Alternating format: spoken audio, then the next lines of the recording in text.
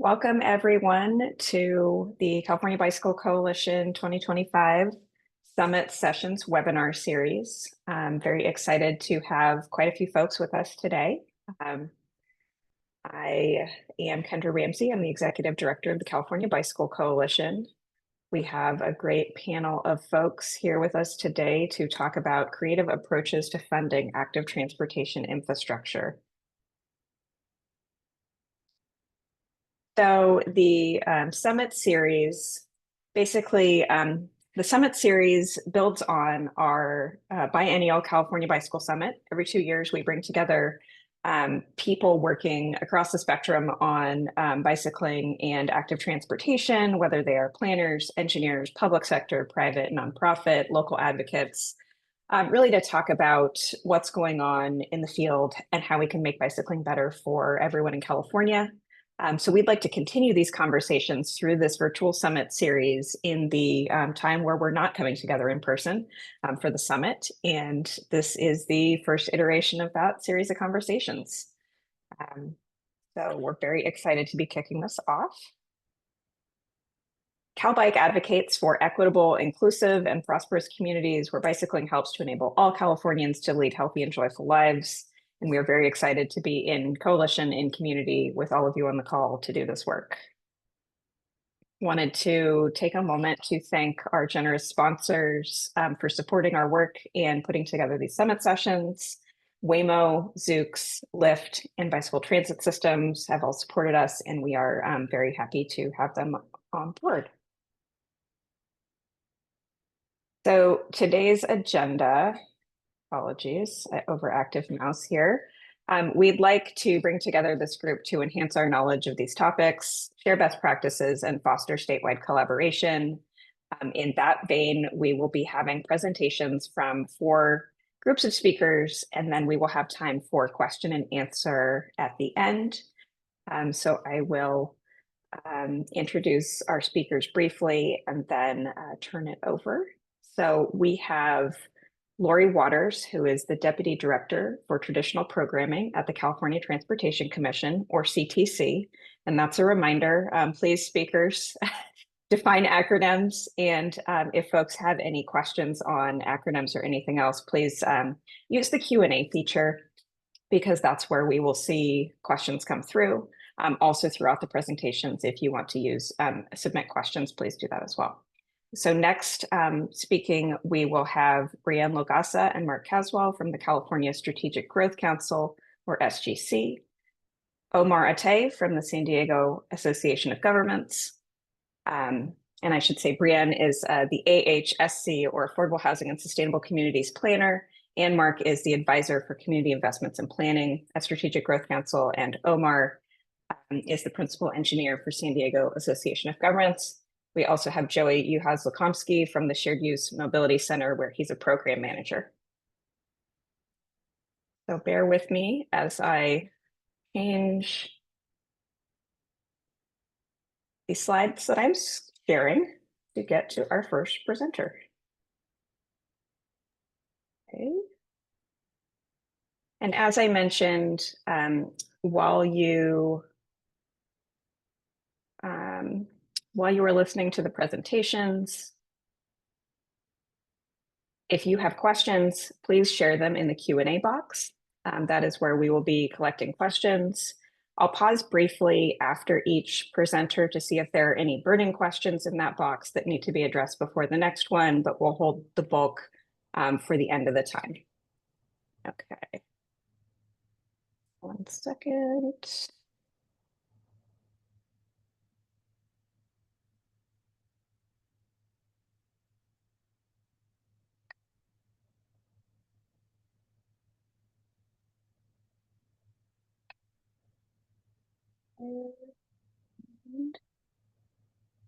There we go. All right, Lori, over to you. Hey, thank you, Kendra. And thank you so much to CalBike for asking me to be a part of this panel today. This is a really important topic given the variability that we've seen recently in the funding levels for the active transportation program. So as Kendra said, I'm Lori Waters, one of the deputy directors for programming at the California Transportation Commission. I was formerly the Active Transportation Program Manager at the Commission. Today, I'm going to present the other funding programs besides the Active Transportation Program that come through the Commission that can and do fund active transportation projects and active transportation elements. There's 6 of these programs, so I'm only able to give you a very high-level overview of each one, but I'm happy to let you know where you can get more information about each program if you want to know more or if you think it'd be a good fit for your project. Okay, next slide. Okay, so I've split the presentation into 2 sections. The first is I'm going to talk about the non-Senate Bill 1 programs, meaning transportation funding programs that existed before Senate Bill 1 passed in 2017. Next slide. The first one is the State Transportation Improvement Program, or what you may commonly hear referred to as the STIP. I tried to set up these slides in the same way for each program to give you consistent information and with a photo of a somewhat typical project for each of these programs. And on the slide, when I say fund type, what I'm meaning is either it's a competitive funding program or a formula funding program, not where the funds are coming from. Okay, so the STIP is managed by Casey Ruggiero at the Commission. The STIP is adopted every other year biennially. The funding for each cycle can really vary because it's based on gas tax revenues. And then the funding for each cycle is divided 75-25. 75% goes to all of the regions of the state to fund regional projects. And then 25% of the funds goes to the state, which is basically Caltrans, to fund interregional projects. The STIP is a really flexible funding program and can fund a wide variety of projects. I put a few examples here of project types, but in all of these slides, I put just examples of project types. They are definitely not the full list. Every program has its own set of eligible projects and project types. So the STIP can fund standalone active transportation projects or active transportation elements of broader transportation projects, such as the project shown here, which is the Sonoma Marin Area Rail Transit Windsor Rail Systems project. So along with funding a 3.1-mile passenger rail extension, this STIP project will also fund an adjacent Class 1 multi-use trail. Okay, next slide.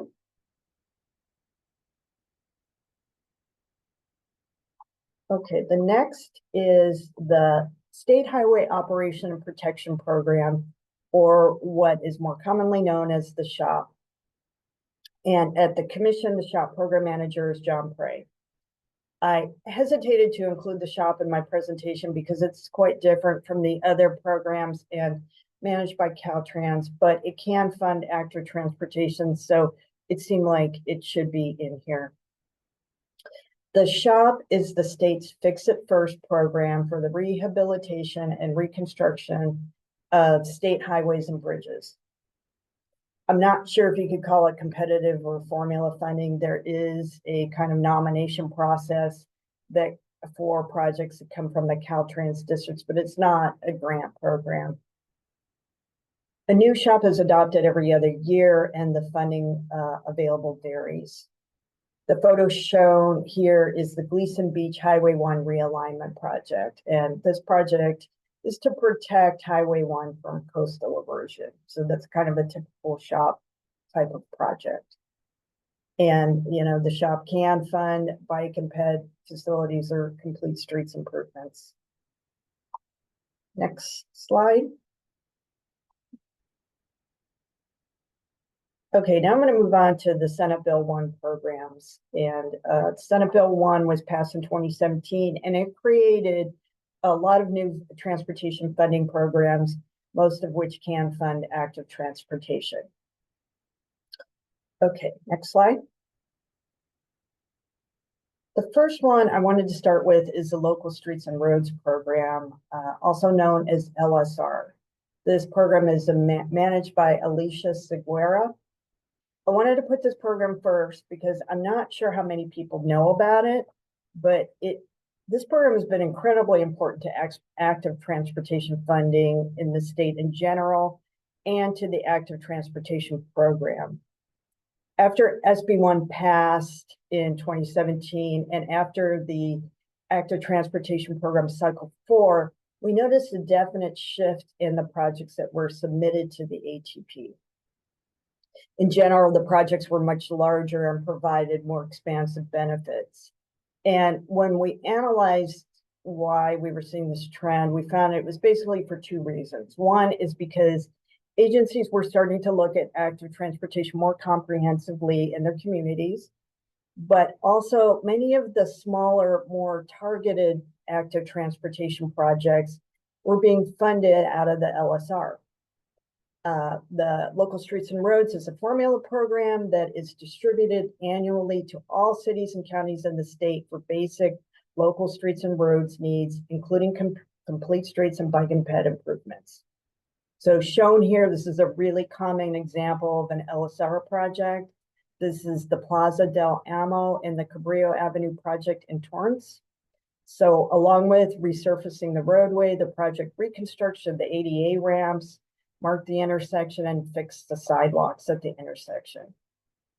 Now, a project like this would be eligible for the active transportation program, but in reality, it might not be that competitive because it's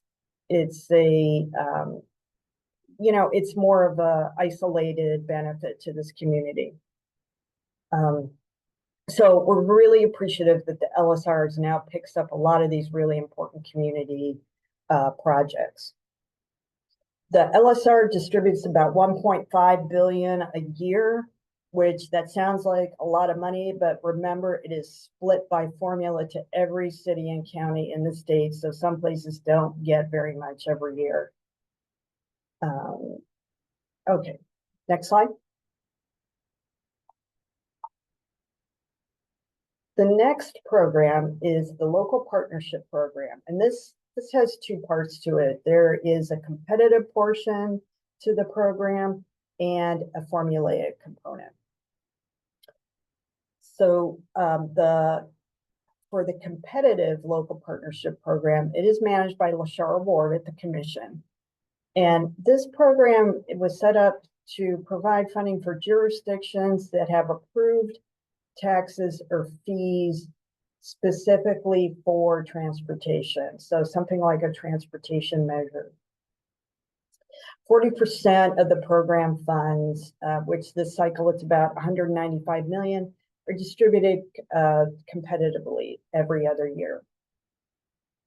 This program can fund standalone bike and ped projects, and also complete streets projects. But on this photo, this is a very typical Local Partnership Program funded project. This is the Bridge Street Complete Streets project in Yuba City. And this project constructed ADA, accessible sidewalks, a bike path, crosswalks, and a landscape median. Okay, next slide. So this is basically the same slide here, except for this is for the Local Partnership Program formula program. This is managed by Kayla Giese at the Commission, and the formulaic portion receives about 60% of available LPP funds, or about 200 million this cycle. And again, this is an every other year program.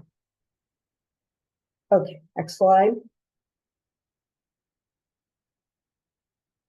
The last one that I was going to mention from the SB1 is the Solutions for Congested Corridor Programs, or the SCCP. This program is managed by Naveen Habib. This is a competitive grant program that has a new cycle every other year, and it distributes about 500 million a cycle. This goal of this program is to reduce congestion using multimodal solutions.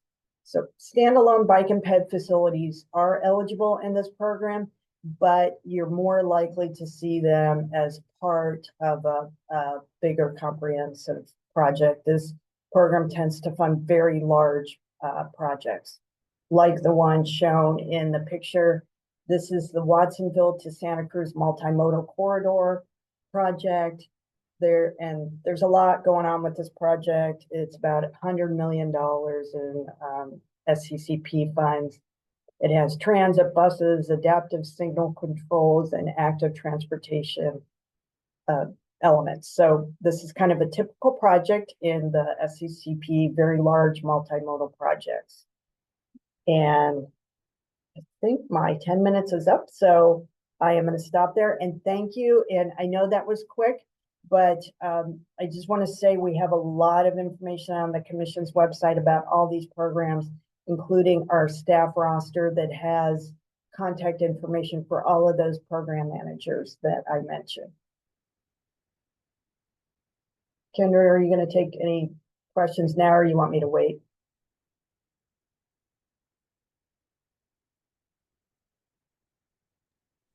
I'm not unmuted. Let's see. I don't see any questions that are particular to your presentation yet. Okay. So I think we'll move on, and I will hand it over to Brianne and Mark, who are up next. Hi, good morning, everyone, and I will share my screen, so just give me a moment here.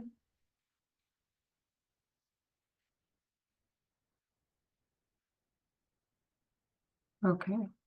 All right, I'll assume everyone can see it. If not, flag me down.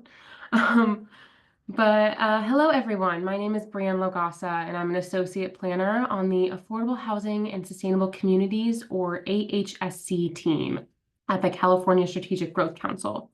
I'm joined here today by Mark Caswell, advisor for the Community Investments and Planning Portfolio at SGC. We'll both be presenting today on AHSC broadly and its active transportation components specifically. All right, to set the stage, AHSC is part of the California Climate Investments, which uses cap and trade dollars to reduce greenhouse gas emissions, support DACs or disadvantaged communities, and improve public health, connectivity, and accessibility.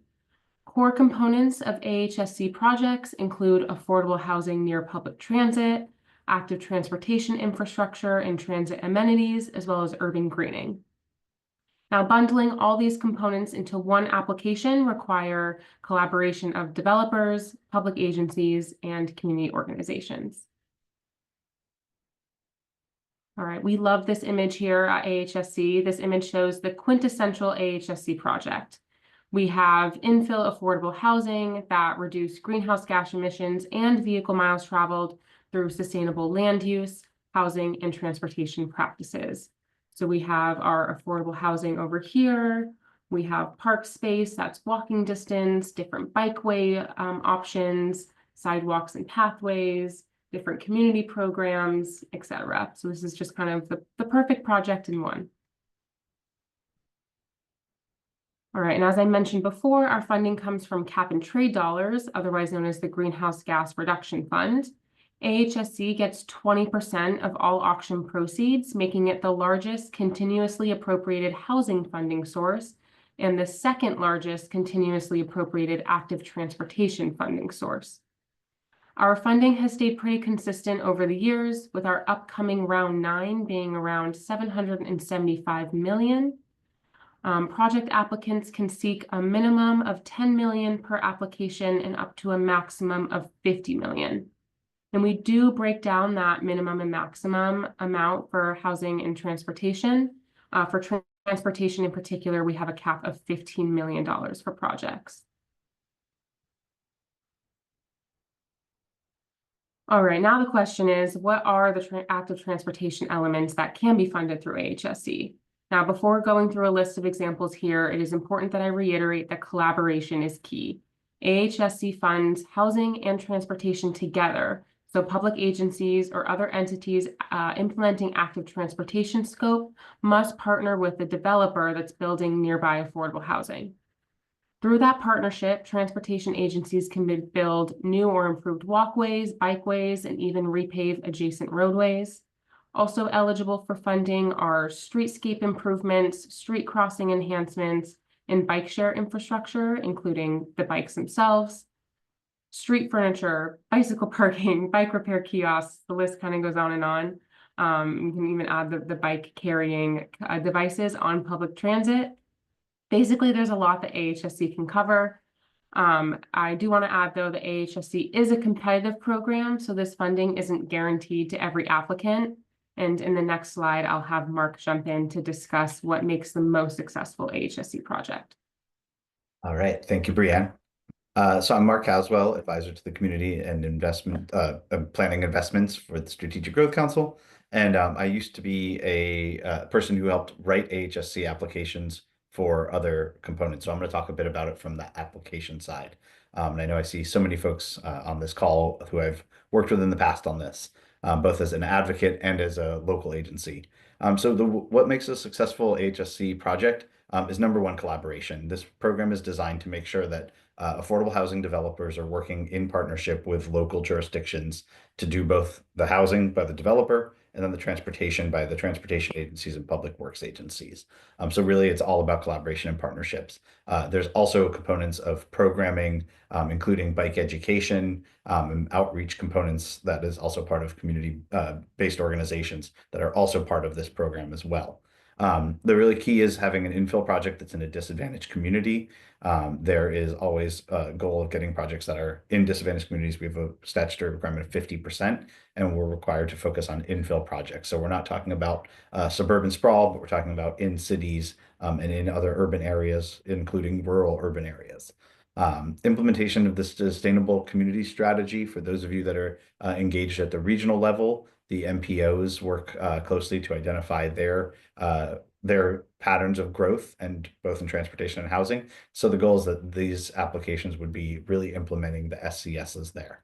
And then the way you get extra points in this program is through greenhouse gas reduction. Transit ridership is really the biggest driver of that GHG reduction. While I know many on this call who are deeply committed to biking and walking, the calculations of GHGs, because the trips are usually 1, 2, 3, 4 miles, the GHGs are not quite as impactful from a great bikeway project versus converting a diesel bus to an electric bus and having 5,000, 10,000 riders a day on there. So that's really where the GHG comes in. So we got to make sure we're sharing our biking and walking with our transit partners as well, with the budgets there. And then, as I said, budgets are really important. You want to make sure that you're committing to something that you're able to do as a local agency. So you want to make sure your budget's realistic. You don't want to say you can build a bike lane for $50,000 when you end up at the end and it's $1 million. You've committed to doing it as part of this program, and it's got to get done, or the project's not considered complete. So really focusing on realistic budgets and realistic scopes of where this is a project where you're already committed to do the bikeways there, and not having to go through another 5 community meetings where perhaps the community is going to oppose it and then something has to change. So it's about what you can really get done. Simultaneously, we want a bold vision and really transformative program. We don't want to just we don't allow just sharrows anymore. We require that if you're going to do a bike boulevard, it's got to have separation of uses. It's got to have diverters and other traffic, both volume and speed control, to complement those sharrows to really make a true bike boulevard. Other than that, we want to be seeing class 1, class 4, and if needed, class 2. So what I always say is that this program is really the chance for you to build the projects that were already identified in the existing bike and pedestrian plans from the local jurisdiction. We've got a lot of lines on maps that said, oh, we should put a bike lane there, we should do that, but usually there's not direct funding for that in your bike plan, and this is the chance to get that money and build those visions there. Next slide. And so many of you are probably going, yeah, that's cool, that's great, but how do I do that as both an advocate and as a public works employee? You're not the housing people to do that. That's really where we're here today to talk about the collaboration and planning, about starting early. It's really about talking with the folks on the other side of your city hall that are the housing folks that are doing affordable housing, and talking to them and saying, do you have housing projects that are coming on this street and this street? We want to know if there's already something in the works there, whether it's a surplus land project or excess lands where they're already thinking about doing affordable housing. If there's an affordable housing developer, they're probably talking to your housing department. And this is that chance for both the transportation folks and the housing folks to get together and start thinking about that. And it'll go both ways. And there's a chance your housing folks are not tracking this program. But this is a really good chance for both the housing and public works folks to work together and find ways to implement both your plans that are existing, usually independent of each other.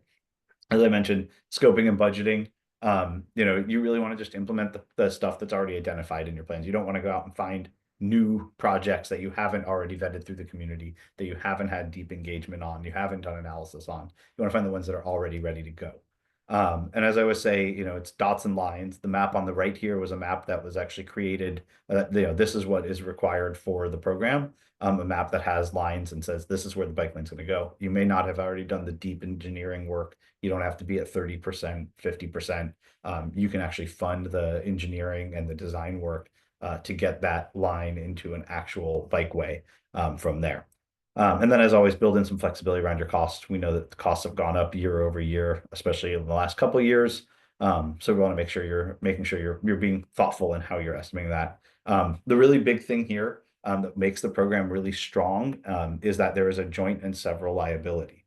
What that means is that if the housing development goes up and gets built and is operating, and the bikeway doesn't get built because the city ultimately decides they don't want to do it for some reason or are behind on schedules, then we would have to go back and take funds away from the housing and put that, say, hey, you couldn't complete your project on time, so all of the money goes away.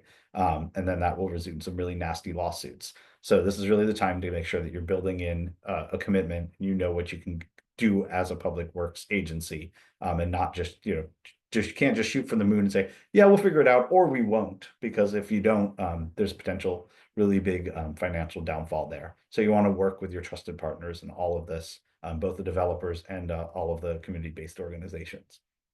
Next slide.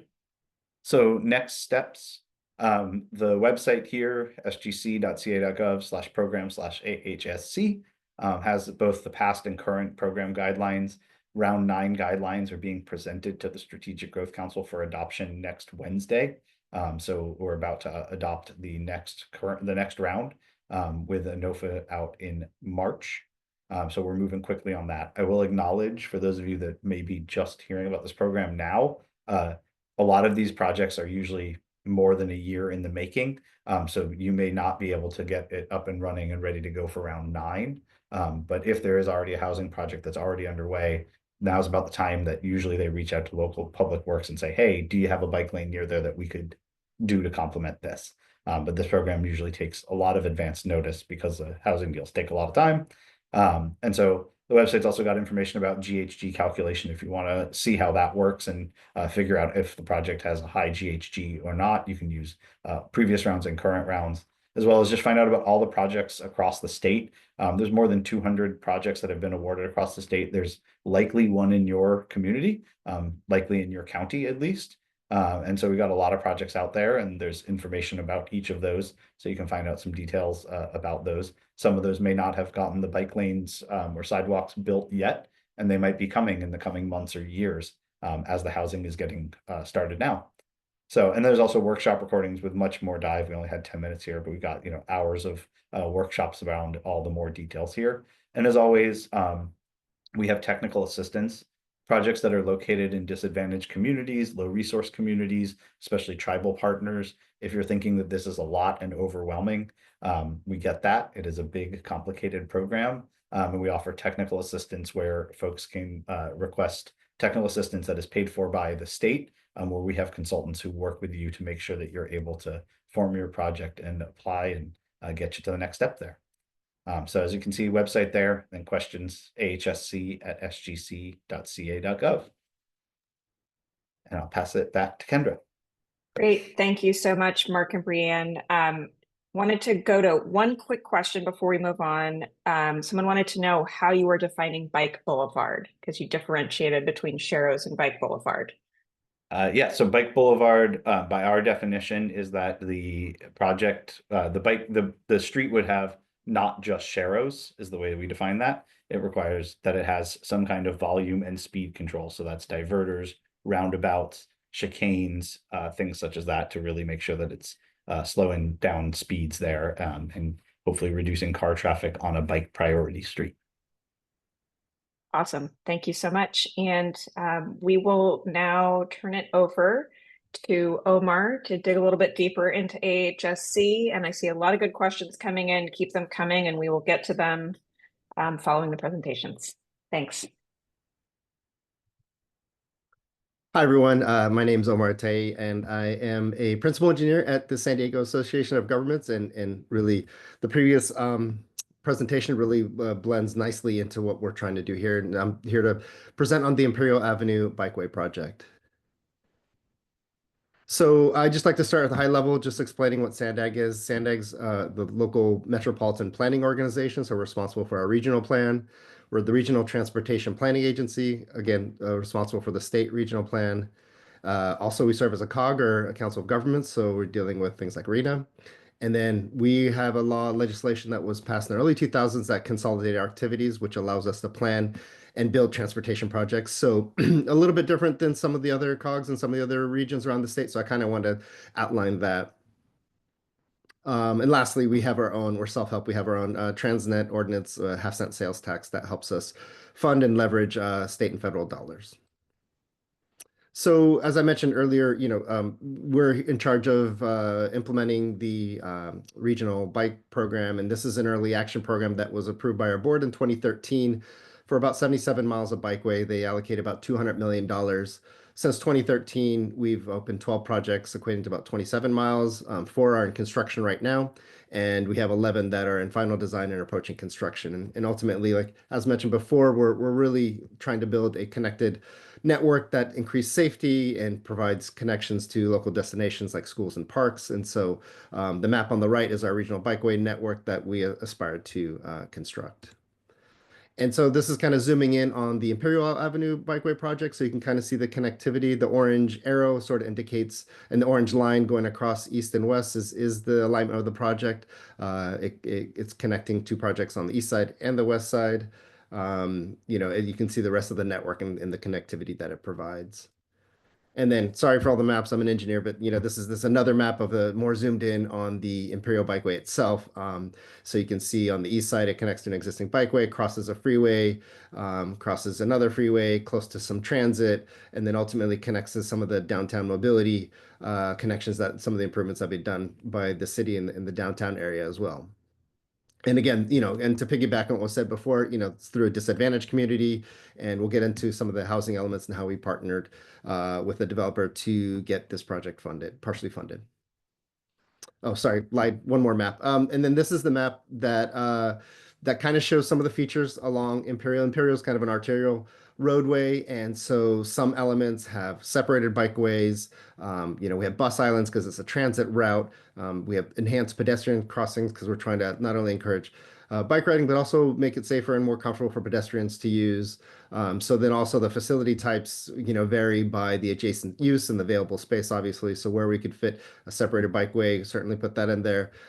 We have buffered bike lanes and bike lanes, and then we have a small section of shared bikeway that ties into the downtown mobility plan. Some pictures here to kind of illustrate what some of these features are. The separated bikeways, the picture on the left, and really what that does is, creates a buffer between bike traffic and the vehicular traffic. This is really when we're trying to, get all ages and all abilities. This is really conducive for that. Bend outs is the photo in the middle, and that's really helpful for cyclists to kind of go up and stage, right at the end of the bend out. It kind of allows cyclists to stage in a place where they're more visible to cars, and it really minimizes that dangerous right hook, which is a common collision point. And also it really is a benefit to pedestrians by bending out and shortening the distance that they'd have to cross the streets. And then on the right is the bus islands, where we're mitigating for that transit stop and allowing cyclists to go behind the transit areas in a protected place where there's no conflicts.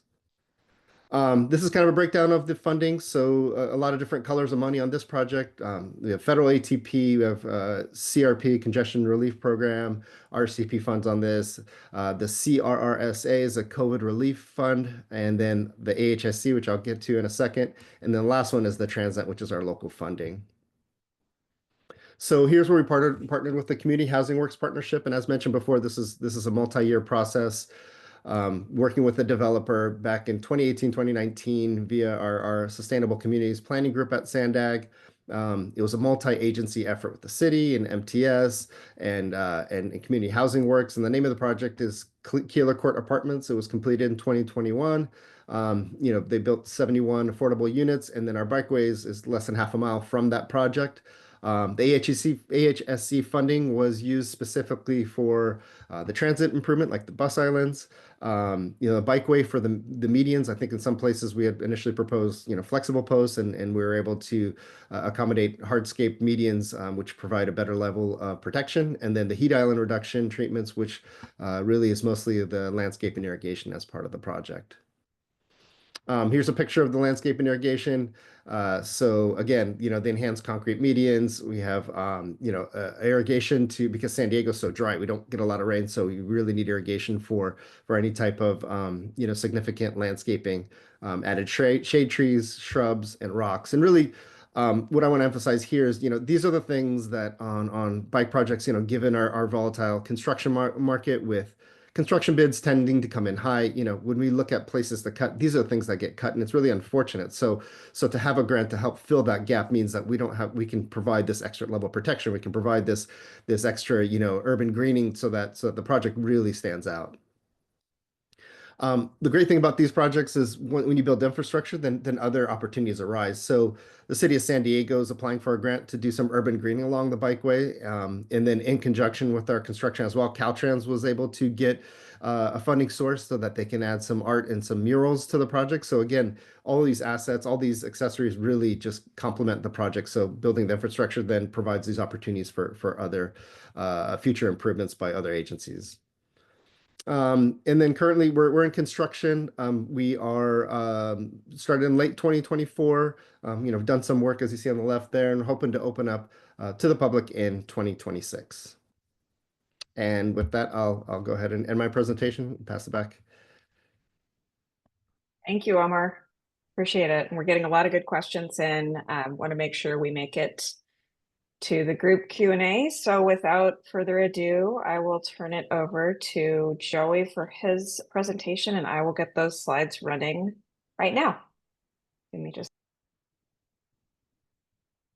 Thanks, Kendra. I'll try to be quick in honor of some of these really good questions coming in. So that, hi everyone, my name is Joey Uhas-Zakumski, and I'm a senior program manager at the Shared Use Mobility Center, and I live in Fillmore in Ventura County.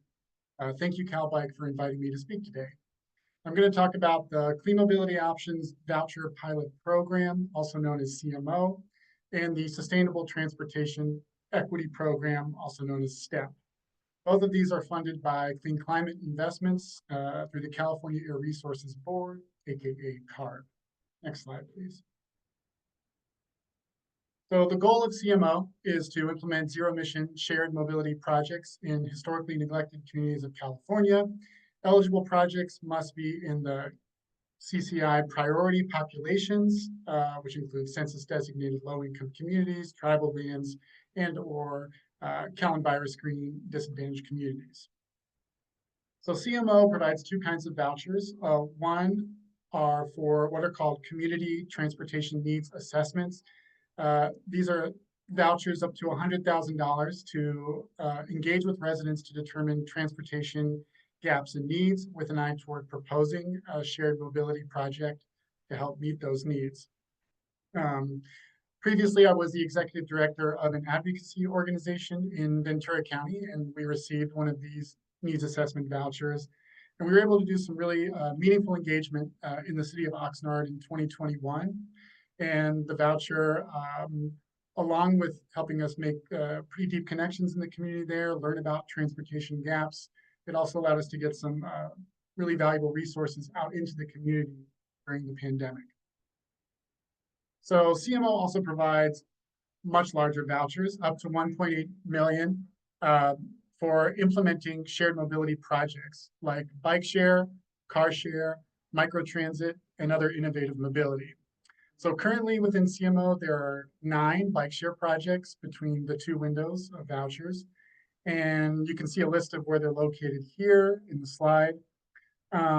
These vouchers fund capital costs like the bikes and vehicles and the operation of the service for 4 years, along with things like community engagement activities, education programs, and other activities to support the program itself.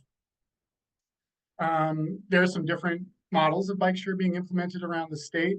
The BizWorks bikes there you see are in Fresno. That's kind of a docked and free-floating bike share.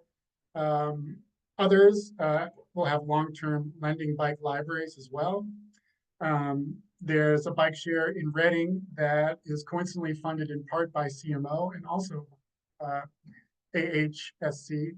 And one cool thing they did there I want to highlight is they used CMO funding to purchase an e-bike trailer for bike rebalancing instead of using like a van. So, okay, next slide.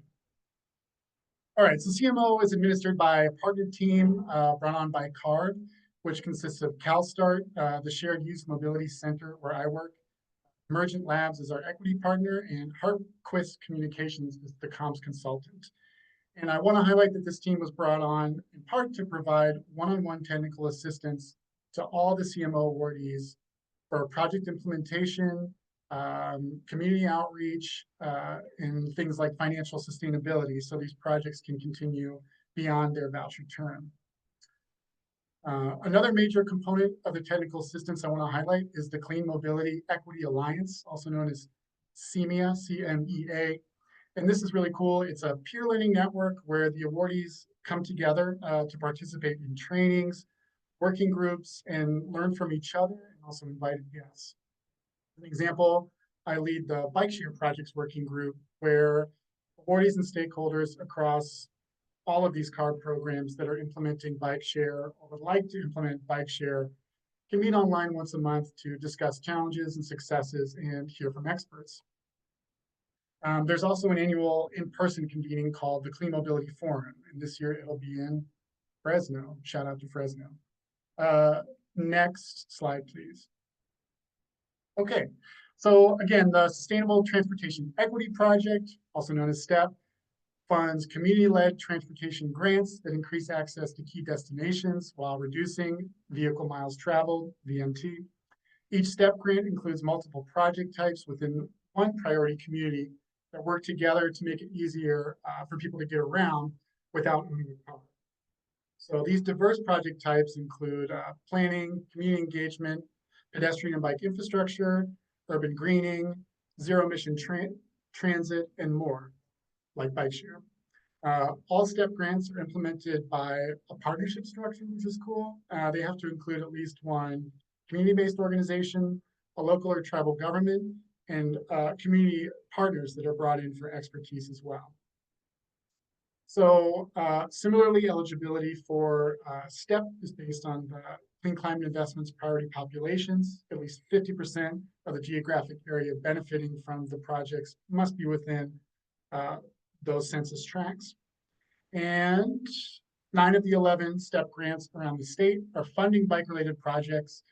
Similar to CMO, STEP is funded bike share in cities like Stockton, South LA, and El Monte, but it also funds infrastructure and programming that support that. For example, in West Oakland, STEP is funding Build-A-Bike workshops, community bike maintenance, education, and bike rides, and tree planting that will mitigate air pollution.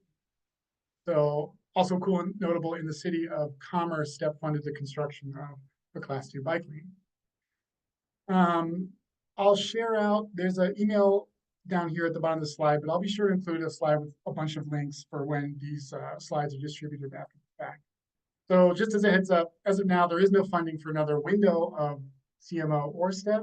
Keep your eye on the budget. There should be a solicitation soon for planning and capacity building grants from CARD, which serve a similar purpose to the needs assessment grants. help folks prepare for a larger implementation project through a grant like STEP or CMO. So yeah, just want to stop there and give plenty of time for Q&A. Thanks so much.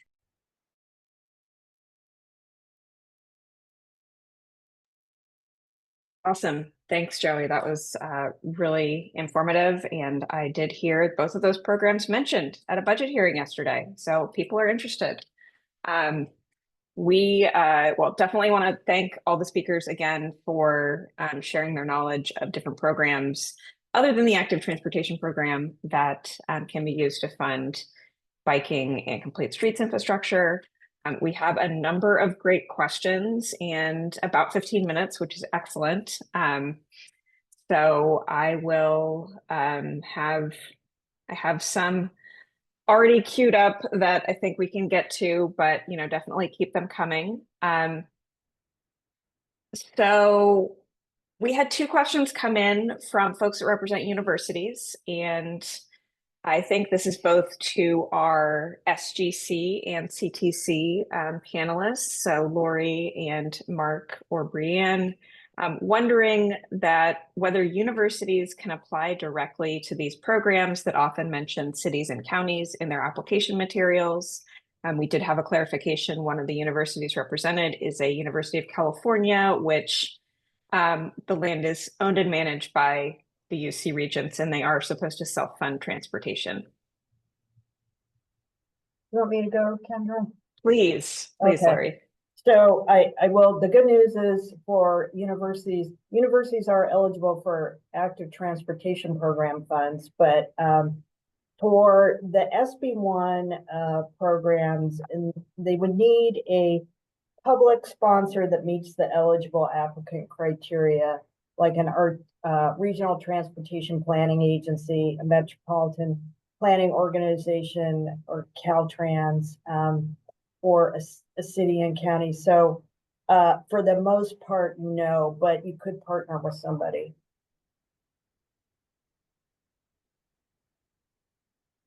Brianne? Yeah, I can add for AHSC. It would be fine for a UC or a university transportation system to apply. We also have some experience requirements, basically like scope and size of past projects have to match what you're proposing. And this is for the transportation component, so this won't necessarily apply, but we've had interested parties in the past from universities interested in like teacher housing and trying to make that connection. That's a little bit harder just because we have to do fair housing, so we can't specifically designate to any demographic necessarily for housing. But yeah, for transportation, if you meet those experience requirements and you have a developer with housing nearby the campus, that is open to everyone, then yeah, that'd be fine. Awesome. Okay, let's see. Colin Clark asked about a timeline for the California MUTCD update publication, and their existing, or their laws have been passed, including SB 1216, limiting use of sharrows, and when will this be incorporated? I will say I'm on the California Walk and Bike Technical Advisory Committee, and Caltrans staff presented an update at our most recent meeting on, actually, I think it was actually 2 meetings ago, on the updates to the MUTCD that they will be putting forward in the process. And I believe the timeline they gave was April or May for that update to be approved. So that is coming soon. Let's see.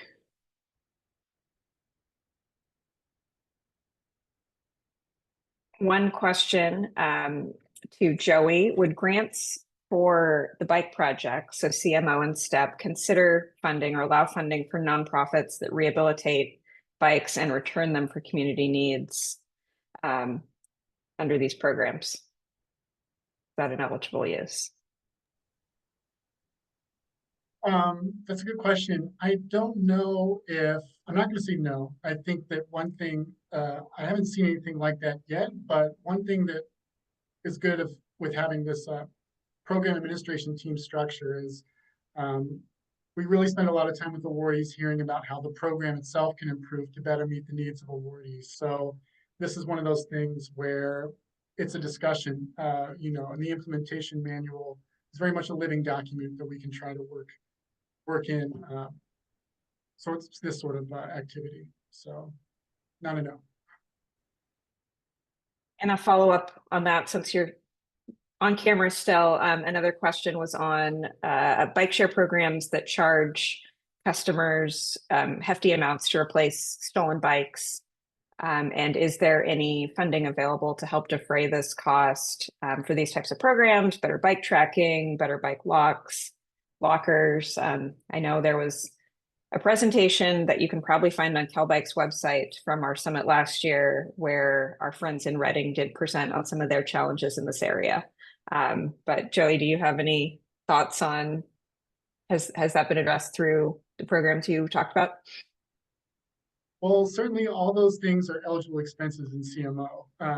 Anything that would go into protecting bikes, telematic devices. I think in Fresno, they're switching to Apple AirTags, other ways to keep those. And the library systems especially will need locks, right? I think safety equipment for riders is also an eligible expense. And I'm also quite certain that in no CMO project does that cost get handed over to the user when a bike gets stolen or lost. Great. Thank you. And there was a specific question to Omar on the Imperial Avenue example on whether the bike lanes that you were talking about were class 2.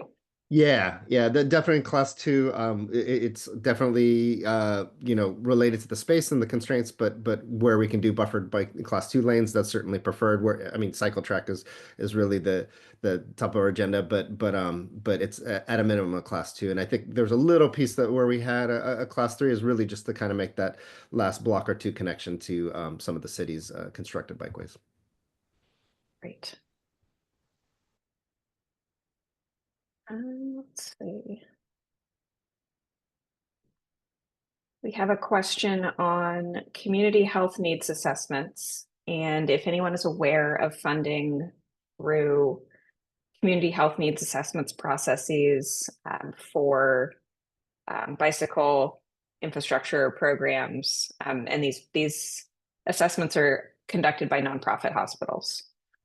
I know our partners in public health do many things related to bicycling and walking, including safe routes to school programs. This could be an extension of that, but any knowledge here? I'm not particularly aware of any, but that's a great question. Okay. I haven't heard anything, but I can look into it. Yeah. Okay. We have a few questions around funding, and I know some of these may be challenging. There's one question on concerns from the American Society of Civil Engineers offices being concerned about funding bottlenecks getting from the upper levels down to locals. Are there any thoughts that folks want to share on this? And I will just add another funding question while people are thinking. If anyone knows any information about the new funding authorized through Prop 4 last November, which I'll say was brought up many times at that budget hearing yesterday, and I didn't hear any clarity either.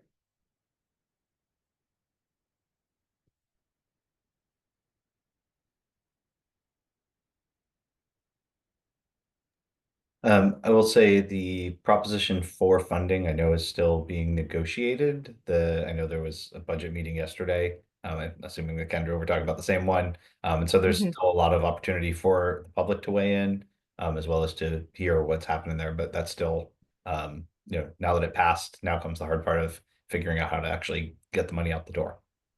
I can say that the AHSC program is not funded by Proposition 4, but some of the other programs in the Strategic Growth Council are the Transformative Communities Collaborative and the Climate Resilience Centers programs, both of which are sister programs with AHSC. Those are funded by Proposition 4 and do have money earmarked for them. I know that the team's already working on guidelines to try and be ready to go as soon as that money's authorized. But as with everything, it's now that it's approved, then we have to actually go and get the bond money to then figure out where it goes and transfer the funds internally before it can get out the door. Thank you.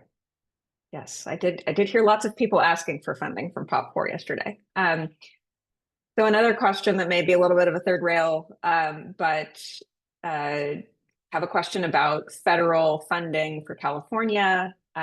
Recent actions seem to imperil federal funding for California. Does anyone have thoughts they'd like to share? What's anticipated here? I will add that, I put up a blog post yesterday on CalBike about some resources that some of our federal partners have shared in this area. CalBike doesn't do a lot of federal work. We try to support where we can, but if folks are looking for how to kind of untangle what's been announced and what's actually happening, there are other organizations that are keeping track of that, and I tried my best to link to some of those.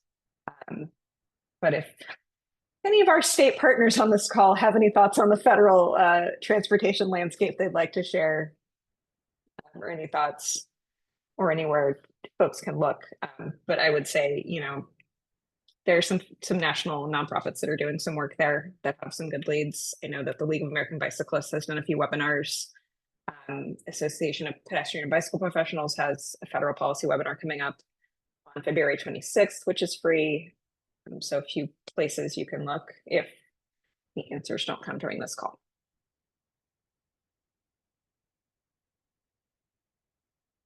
Right.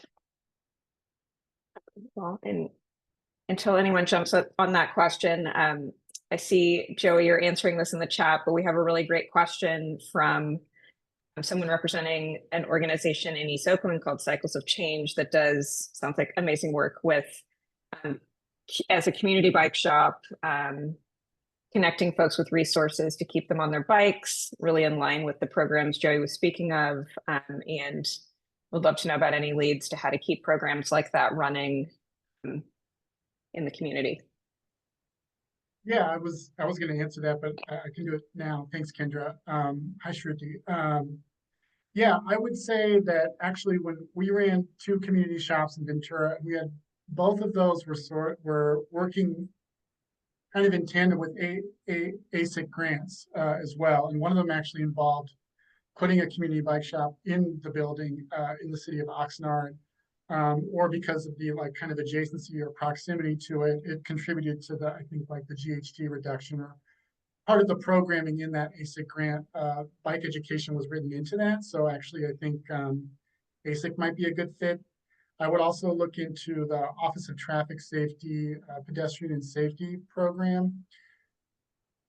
CBOs and nonprofits can apply, but if you can find someone in Oakland's Public Works or Transportation Department to apply, they can funnel funding for bike safety education programs. I think including if it's a DIY shop, then that sort of programming as well. So that's another one to look into for what you're talking about. Great. So many excellent questions. I see that we are at 12:59. We will get the recording for this webinar posted and emailed out to folks, as well as the slides. Really want to thank all of our presenters today for their time and providing these resources. Really appreciate knowing about all of these additional ways we can get active transportation bicycling infrastructure funded. I apologize we did not get to every question, but really appreciate the thoughts folks put in, and look forward to continuing the conversation. So thank you, everyone. Appreciate your time. Thank you, Kendra.